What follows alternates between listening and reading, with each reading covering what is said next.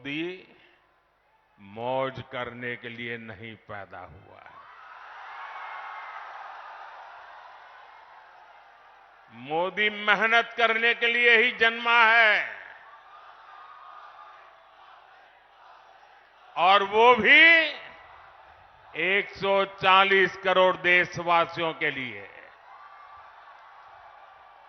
अब तक बहुत हुआ है, बहुत किया है, लेकिन मोदी का मन तो यही कहता है कि ये तो अभी ट्रेलर है।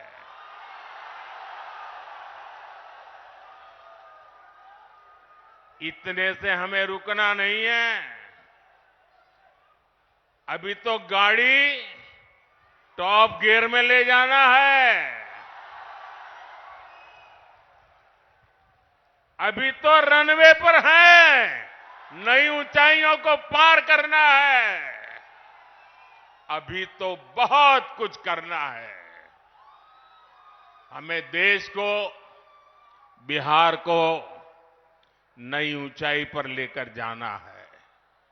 साथियों, बिहार और नवादा की हमारी माताओं बहनों को लंबे समय तक जंगल राज के अंधेरे में अपना जीवन गुजारना पड़ा है। बिहार में एक वो भी समय था जब हमारी बहन बेटियों को सड़क पर निकलने से डर लगता था। नीतीश बाबू के प्रयासों से, हमारे सुशील मोदी जी के अथक प्रयासों से बिहार इस जंगल राज से बाहर निकला।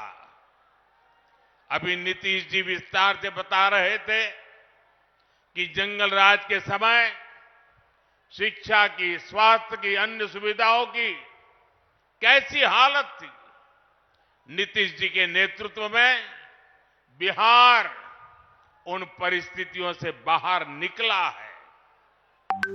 अब हर बहन के पास उसके इस भाई की मोदी की गारंटी भी है।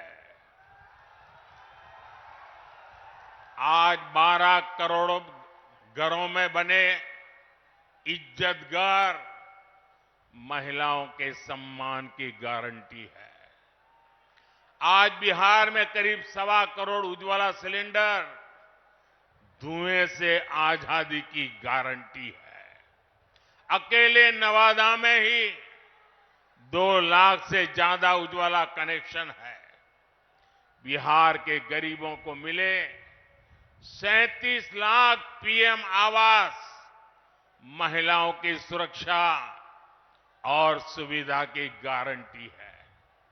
बिहार के 8.5 करोड़ लोगों को मिल रहा मुफ्त राशन इस बात की गारंटी है कि किसी मां की संतान भूखे पेट नहीं सोएगी। इतना ही नहीं,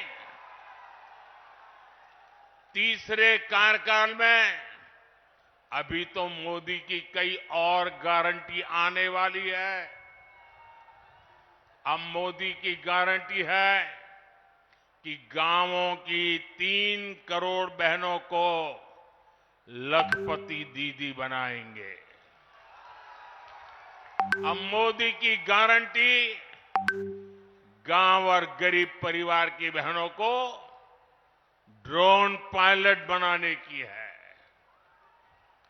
मोदी ने पीएम सूर्यघर मुफ्त बिजली योजना भी शुरू की है, ताकि गरीबों का बिजली का बिल, मध्यम वर्ग का बिजली का बिल 0 हो जाए, शून्य हो जाए।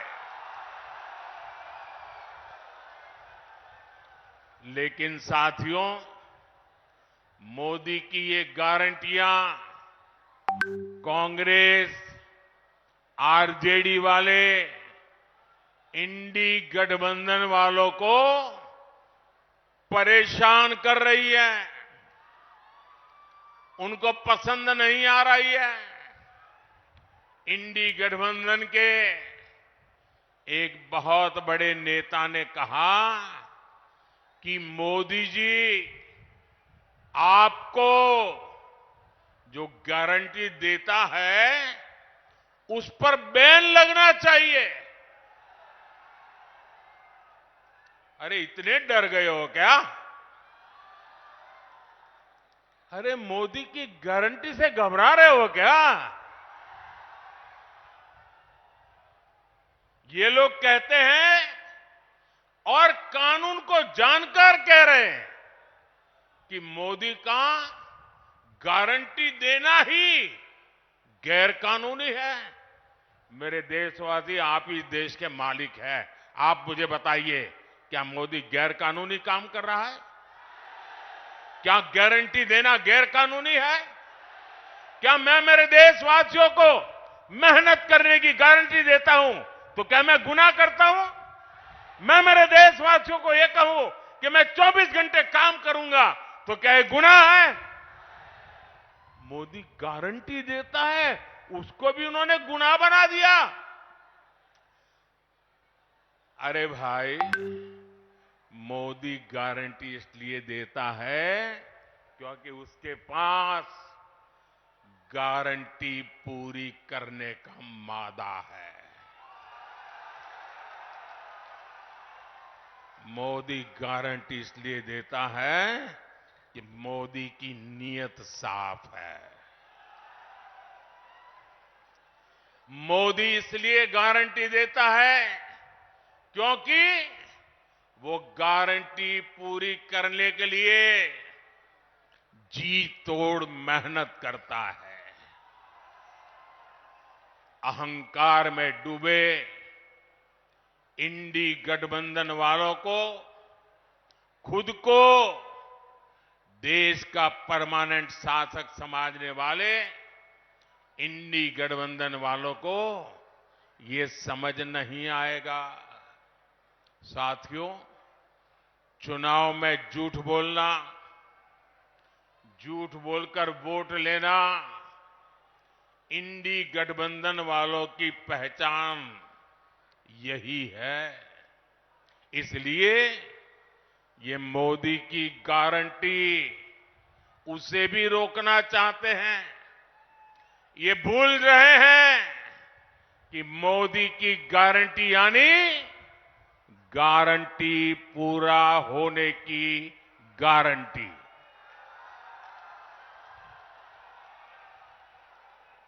मोदी ने कश्मीर में 370 खत्म करने की गारंटी दी थी।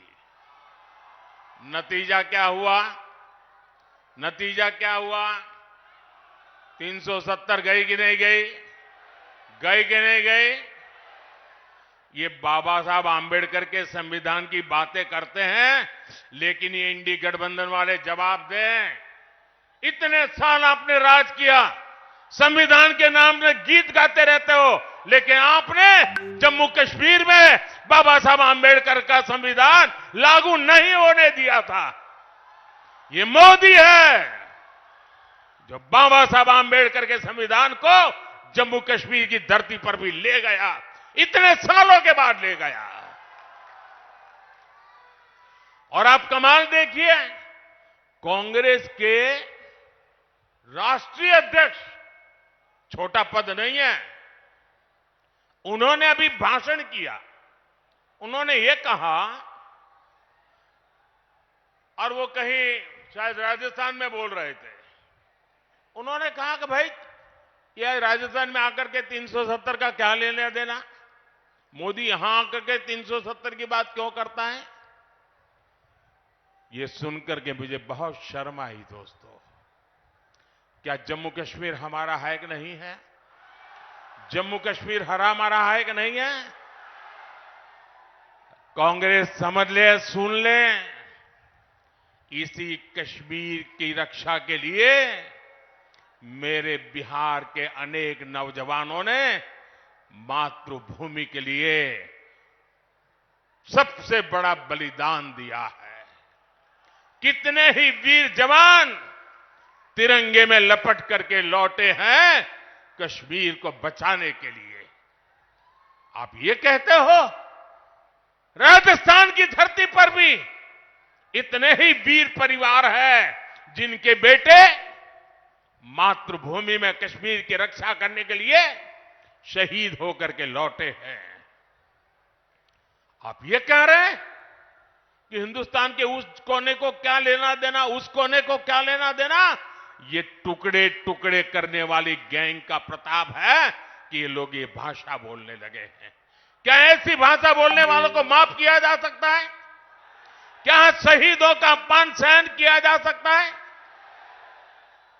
भाइयों बहनों, मोदी ने 3 तलाक को खत्म करने की गारंटी दी थी। नतीजा क्या हुआ? 3 तलाक जैसी महिला विरोधी कुप्रथा खत्म हो गई। मोदी ने भारत को आंख दिखाने वालों को सबक सिखाने की गारंटी दी थी। नतीजा, जो भारत को आंख दिखाते थे अब वो आटे के लिए भटक रहे हैं। मोदी ने गारंटी दी थी कि अयोध्या में रामलला का भव्य मंदिर बनेगा। आज अयोध्या में भव्य राम मंदिर का शिखर आसमान छू रहा है। जो 500 वर्षों में नहीं हो पाया, जिस राम मंदिर के निर्माण को रोकने की कांग्रेस और आरजेडी ने बरसों तक कोशिश की, वो राम मंदिर बनकर तैयार हो गया। और ये देखिए, चलो भाई, देशवासियों ने चंदा दिया, 1 रुपया, 5 रुपया, 500 रुपया, 1000 रुपया, देशवासियों के पैसे से राम मंदिर बना है। सरकारी तिजोरी से राम मंदिर नहीं बना है, देशवासियों ने बनाया है। इनकी क्या दुश्मनी है इस देश के लोगों से? इनकी क्या दुश्मनी है प्रभु राम से? इनकी क्या दुश्मनी है अयोध्या से? उनकी क्या दुश्मनी है हमारी विरासत से कि राम मंदिर बन गया तो बोले हम उसके प्राण प्रतिष्ठा में नहीं जाएंगे, विरोध किया। क्या ये शोभा देता है क्या? शोभा देता है क्या? इतना ही नहीं, इनके मन में इतना जहर भरा है कि उनकी पार्टी के कुछ लोग राम मंदिर प्राण प्रतिष्ठा में आ गए तो उनको 6 साल के लिए पार्टी से निकाल दिया।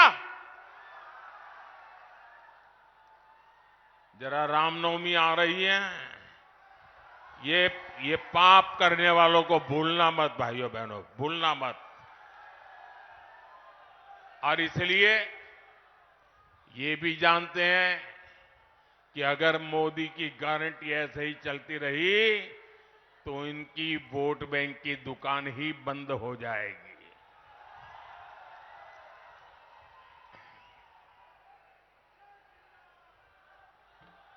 और इसलिए ये लोग मोदी की गारंटी का विरोध कर रहे हैं।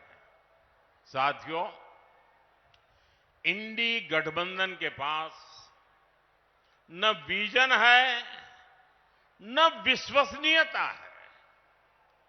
दिल्ली में जो लोग एक साथ खड़े होते हैं, अलग अलग राज्यों में वही एक दूसरे को गाली देते हैं। यहां बिहार में तो गजब हाल चल रहा है। यहां इंडी गठबंधन एक उम्मीदवार खड़ा करता है तो दूसरा नेता कहता है कि असली उम्मीदवार वो है। यहां आपस में ही सिर फुटबल मची है। ये मजबूरी में साथ आए लोग हैं और इनकी मजबूरी का एक ही नाम है सत्ता का स्वार्थ। इंडी गठबंधन यानी भ्रष्टाचारियों का ठिकाना। इंडी गठबंधन यानी देश विरोधी नफरती ताकतों का ठिकाना। आप इनके बयान देख लीजिए। इंडी गठबंधन वाले सनातन धर्म को समाप्त करने की बात करते हैं। इंडी गठबंधन वाले भारत के एक और विभाजन करने की बात करते हैं। कांग्रेस पार्टी के नेता खुलेआम बयान दे रहे हैं कि वो दक्षिण भारत को अलग कर देंगे। 2 दिन पहले कांग्रेस ने जो अपना घोषणा पत्र जारी किया है, उसमें भी मुस्लिम लीग के विचारों की छाप है। कांग्रेस ने घोषणा पत्र नहीं, तुष्टीकरण पत्र जारी किया है।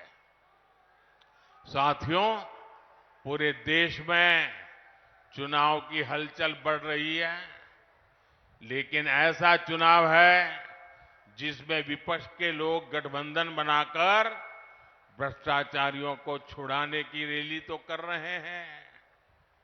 और हालत देखिए, 2 खेमे, दोनों के विचार देख लीजिए। मैं कहता हूं भ्रष्टाचार हटाओ, वो कहते हैं भ्रष्टाचारी बचाओ। आप मुझे बताइए, देश तोड़ने की बात करने वाले भ्रष्टाचारियों का समर्थन करवाने वाले, सनातन धर्म को खात्मे की बात करने वाले, इन लोगों को बिहार माफ करेगा क्या? बिहार माफ करेगा क्या? कांग्रेस, आरजेडी आपका एक भी वोट पाने के हकदार नहीं है। इन लोगों को सत्ता और भ्रष्टाचार की लत लग चुकी है।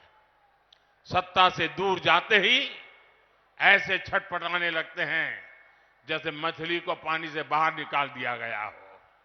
इसलिए इन्हें सत्ता से दूर रखना बहुत जरूरी है। साथियों, मुझे कल दिल्ली में कुछ लोग बता रहे थे, क्योंकि मैं देख रहा हूं कि ये इंडी गठबंधन इस चुनाव के मैदान में कहीं नजर नहीं आ रहा, उनके नेता नहीं आ रहे हैं। तो मैंने जरा पूछताछ की। मैंने कहा, भाई मामला क्या है, ठंडे पड़े हो?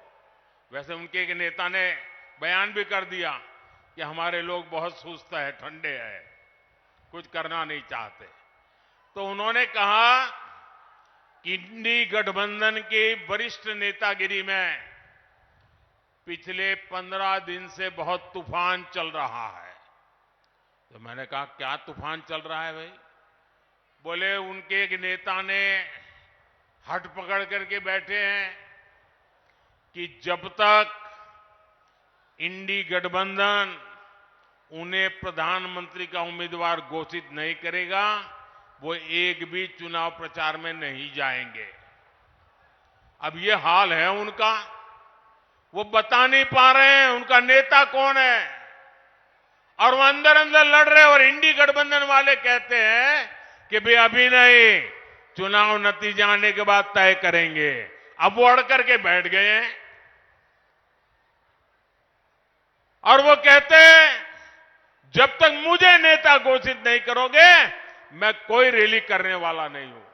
अब ये समझा रहे हैं, पता नहीं समझ जाए नहीं समझ जाए, लेकिन ये हाल है उनका। साथियों, मैंने हमेशा कहा है, 140 करोड़ देशवासी मेरा परिवार है। और ये सिर्फ शब्द नहीं है, मेरी भावना है, आपका सपना ही मेरा संकल्प है। नवादा के लोगों की आकांक्षाओं को पूरा करने के लिए भाजपा ने हमारे साथी मित्र विवेक ठाकुर जी को उम्मीदवार बनाया है। उनको दिया गया एक एक वोट मोदी को मजबूत करेगा। 19 अप्रैल को कमल छाप, उस पर दिया गया हर वोट विकसित भारत के संकल्प को मजबूत करेगा। आप यहां से जाकर नवादा के जन जन तक मेरा प्रणाम भी जरूर पहुंचाइएगा।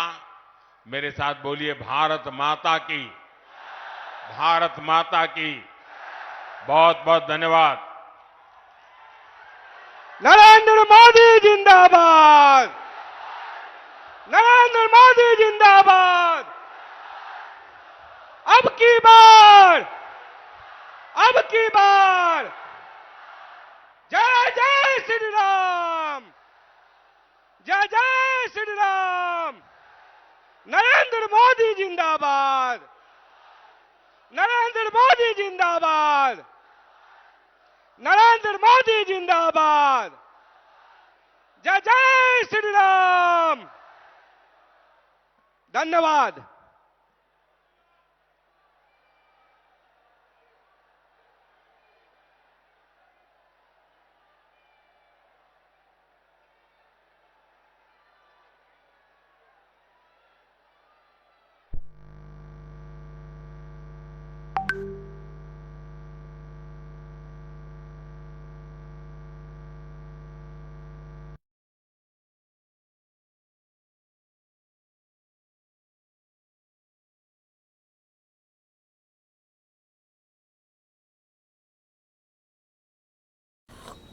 क्या बना है?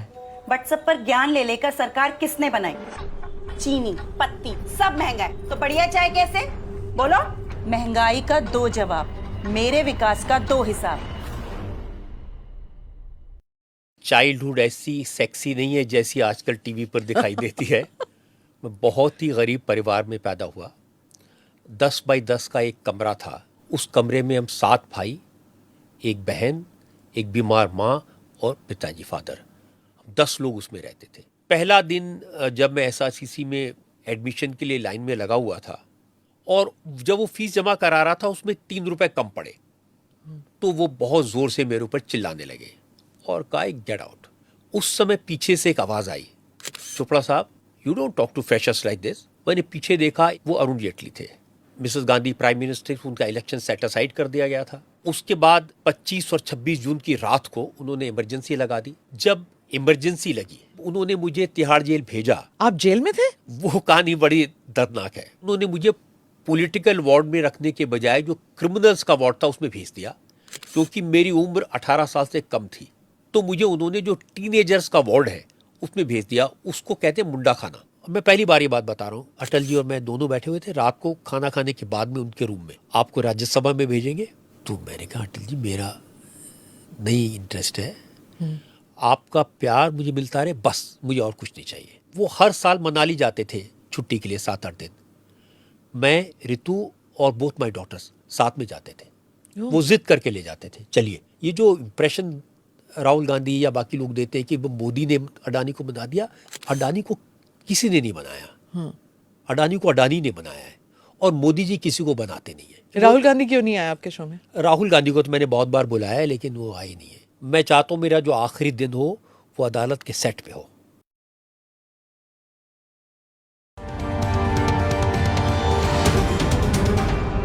Namaste, Jai Hind. Welcome to another edition of the ANI podcast with Smita Prakash.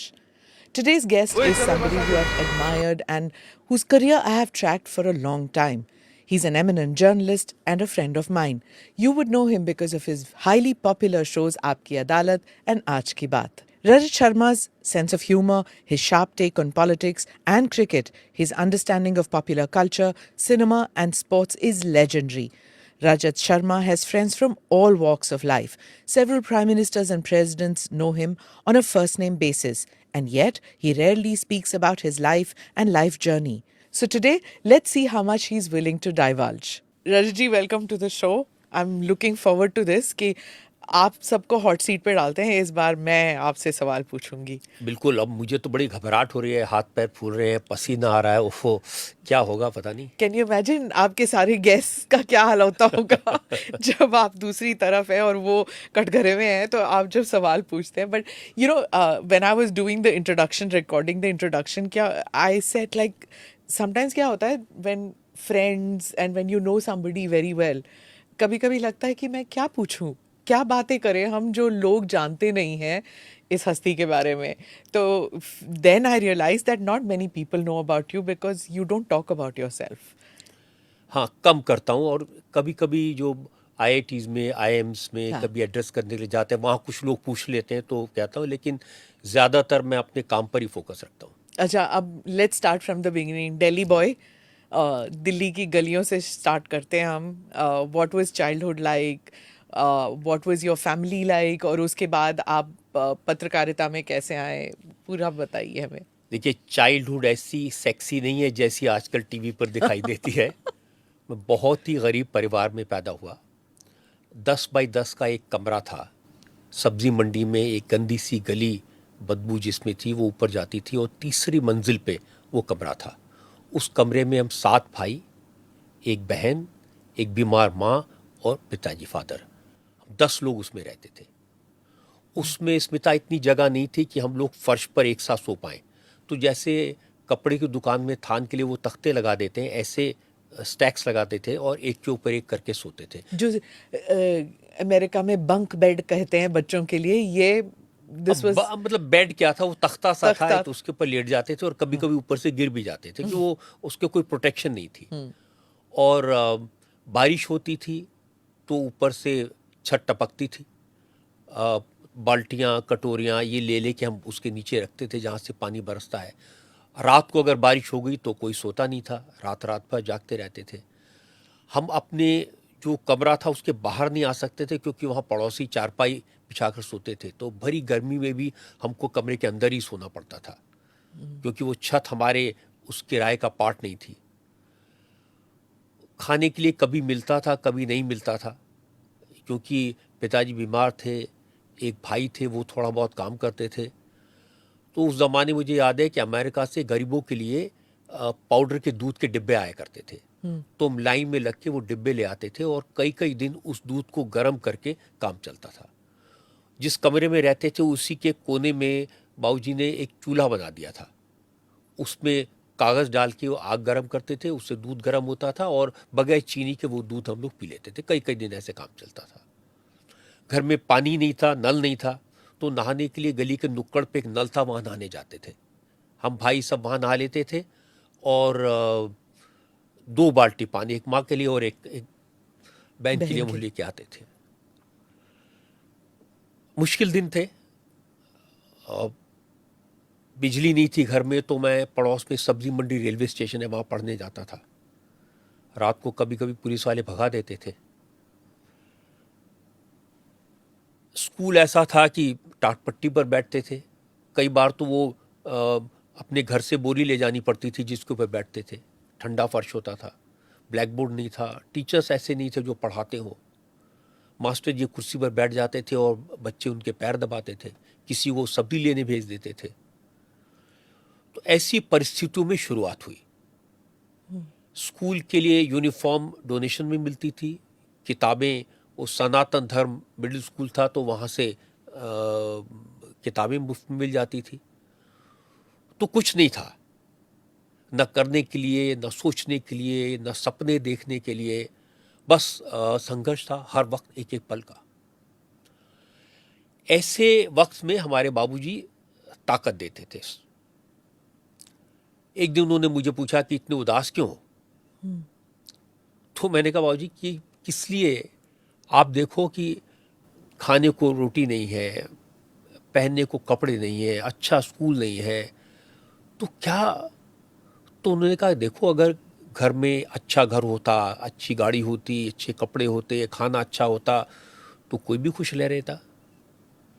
चुनौती तो ये है कि गरीबी में, अभाव में, तकलीफ में खुश रह के दिखाओ. ये चीज़ें दिमाग पर काम करती थी. उस वक्त नहीं पता लगता पर, है ना. हाँ, उस समय नहीं पता. तो उस समय कौन सोच सकता था ये कि कहाँ से बहुत कहाँ गहरी पहुंच बात. जाएंगे. हाँ, एक बात जिसका मैं जिक्र हमेशा करता हूँ, क्योंकि हमारे घर में जब बिजली नहीं थी तो टीवी और रेडियो का तो सवाल ही नहीं पैदा होता. और उस ज़माने में दूरदर्शन था एक सिर्फ, और उस पर आधी फिल्म सैटरडे को आती थी, बची फिल्म संडे को आती थी, और एक चित्रहार लोग देखते थे. तो कभी कभी कोई अच्छी फिल्म आती थी तो पड़ोस में एक जैन साहब थे, उनके घर पे हम लोग देखने जाते थे. एक दिन मैंने शनिवार को आधी फिल्म देखी थी और बची फिल्म में संडे को देखने गए, उन्होंने अंदर से दरवाज़ा बंद कर लिया. काफ़ी खटखटाया, आवाज़ें लगाई, नहीं हुए. मैं वापस आया, आँख में आंसू थे. बाबूजी ने पूछा कि क्यों रोते हो. तो मैंने कहा कि शहीद भगत सिंह की फिल्म आधी देखी थी, वो बाकी दूसरी देखने गए थे, उन्होंने दरवाज़ा बंद कर लिया। तो उन्होंने कहा कि बैठो, किसी दूसरे के घर में किसी तीसरे को टीवी पर देखने जाते हो, अगर दम है तो ऐसा करो तुम टीवी पर आओ, लोग तुम्हें देखें। मैं 8 साल का था उस समय। ये बात कहाँ कैसे जहन में टिकी रह गई, कैसे टीवी पर आए, लोग देखने लगे। और जब बाबूजी ने वो देखा पहली बार मुझे टीवी पर, बहुत खुश थे। और उन्होंने कहा था कि मुझे पता था कि तुम कुछ करोगे। क्या साल था वो?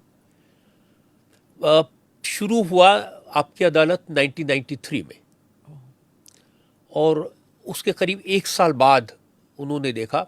और वो भी ये हुआ कि वो मुंबई जा रहे थे, तो मैंने उन्हें कहा कि मैं आपको, तब तक समर्थ था, तो मैंने कहा आपको प्लेन से भेजता हूँ, मैं लेके चलता हूँ।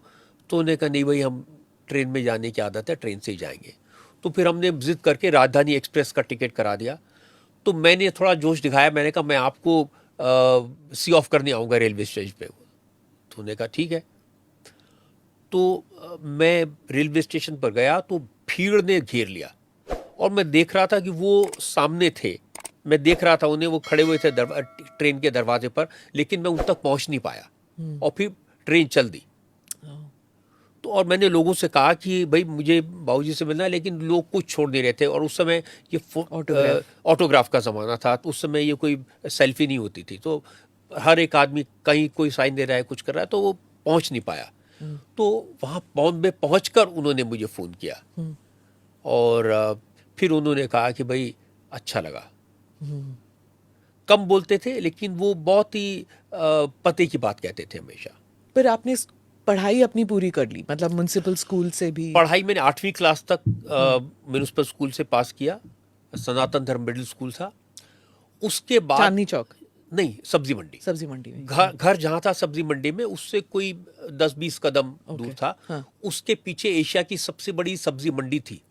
तो स्कूल में दिन भर आवाजें आती थी, बोली जो 13 लगती में है। जाए, 13 में जाए, 13 का 30, 30 का 3, 30 का 3, वही हम सुनते थे। अब तो वो शिफ्ट कर दी, हाँ। वो शिफ्ट हो गई आजादपुर में, लेकिन वो एशिया की सबसे बड़ी सब्जी मंडी थी वहाँ। हाँ। और बिल्कुल उसके बगल में वहाँ स्कूल था। और ज्यादातर लोग जो पढ़ने आते थे वही थे जो सब्जी वाले के बच्चे होते थे, वहाँ काम करते थे। खैर वो 8वीं क्लास में बहुत अच्छे नंबर आ गए। तो हमारे घर में एक कॉलेज के प्रोफेसर थे, डीएवी कॉलेज के, वो मेरे बड़े भाई के दोस्त थे। वो बड़े पढ़े लिखे थे, तो उनको बहुत मानते थे कि ये साहब पढ़े लिखे आदमी है। For those who live abroad and don't understand, DAV is Dayanand Anglo-Vedic College. You can just check. They did pioneering work and they continue to do pioneering work in the field of education. Sorry Rajat ji, वो कुछ बाहर के लोगों के लिए बाहर के बताना लोग पड़ता है, भी। बिल्कुल। हाँ जी। तो उन्होंने मेरा एडमिशन रामजस स्कूल में करा दिया। अच्छा रामजस स्कूल जो करौल बाग में था। जी।